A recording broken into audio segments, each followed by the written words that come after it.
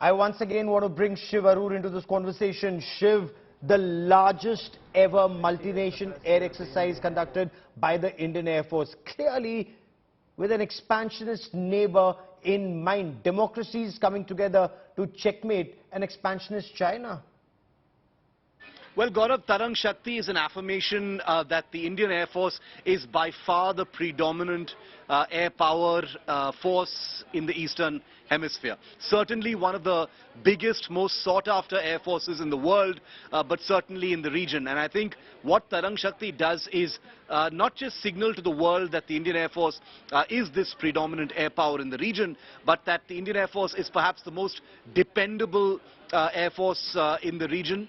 And that India is a country that's capable of hosting 12 air forces in its airspace for an air exercise, the complexity of which has never been attempted before. Now, India, remember, to be sure, has participated in many air force exercises abroad, including multi-nation air exercises like the Red Flag exercise in the US.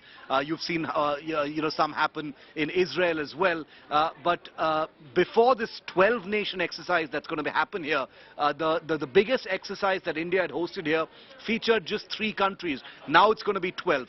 Any air exercise is extremely complex. Imagine multiplying it by a factor of 4. So hats off, first of all, to the Air Force for attempting something like this. They're going to pull it off in style, obviously, but also the big picture, Gaurav, apart from, pilots, maintenance crews, ground crews of the world's finest dozen air forces working together, becoming more interoperable, becoming ready for joint operations should the need arise, is also a signal in the post-Ukraine world. It's also a signal to a world where China's hegemony in the Indian Ocean region, in India's areas of responsibilities are at their peak, and therefore the messaging is something that should also not be mistaken. It's also about military operations. It's also about India's readiness to work with world air forces against those to seek to trouble us.